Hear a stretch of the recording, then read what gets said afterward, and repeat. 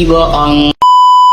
Aku hanya memikirkan satu peraturan penting. Kenapa kau lakukan hari ini kalau kau bisa melakukannya besok? Hahaha. Few moments later.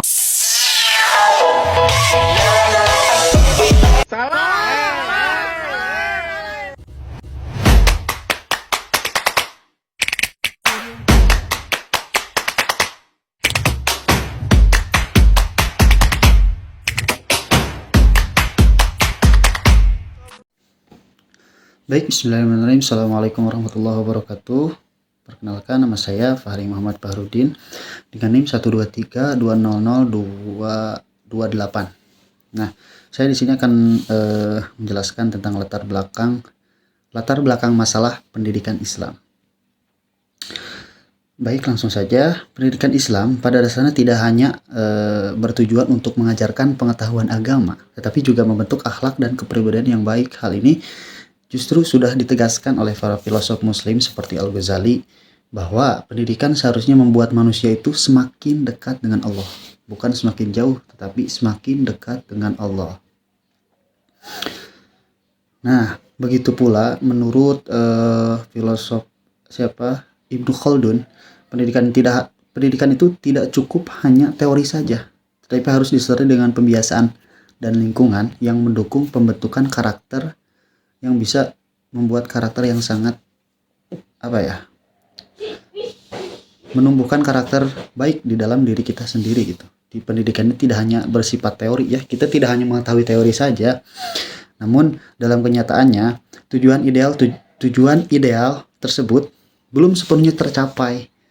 Nah, saat ini masih banyak kasus yang menunjukkan adanya penurunan akhlak pada peserta didik. Mereka mengetahui pelajar agama secara teori.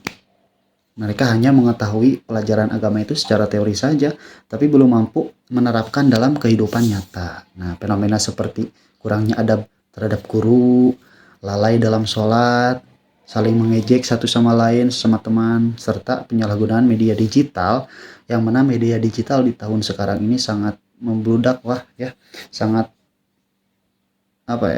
sedang naik-naiknya gitu.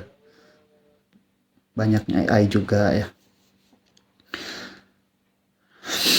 Nah, itu menunjukkan sifat yang tadi itu menunjukkan bahwa pendidikan agama itu masih lebih kuat pada aspek kognitif dibanding pembiasaan perilaku ya. Jadi itu hanya hanya teori saja. Itu hanya bersifat teori saja. Nah, masalah ini juga tampak di lingkungan madrasah, sekolah. Nilai PAI siswa memang cukup baik, tetapi perilaku keseharian mereka itu belum mencerminkan perilaku kesehariannya itu belum mencerminkan terhadap pemahaman tersebut. Jadi proses pembelajarannya masih didominasi ceramah, sehingga siswa belum terlatih untuk menerapkan nilai-nilai yang dipelajari. Kondisi ini juga tidak sesuai dengan pandangan Ibnu Khaldun yang menekankan pentingnya metode menumbuhkan akhlak melalui latihan dan pengalaman. Nah, jadi kita itu hanya mengetahui teori saja, tidak dengan praktik atau pengalamannya juga. Nah, karena itu dibutuhkan perbaikan dalam pendekatan pendidikan Islam ini. Solusinya yang dapat dilakukan antara lain, ini pendapat saya ya, memperkuat keteladanan guru, membiasakan ibadah dan adab dengan kegiatan sekolah. Misalnya dalam sebuah sekolah itu mengadakan sholat duha rutinan. Jadi setiap siswa yang baru datang ke sekolah itu berkumpul dulu, kalau ada masjid di masjid, kalau nggak ada di lapangan, biar muat gitu. Sholat duha bersama ya, sholat duha bersama. Menggunakan pembelajaran berbasis pengalaman, serta melibatkan orang tua dan lingkungan.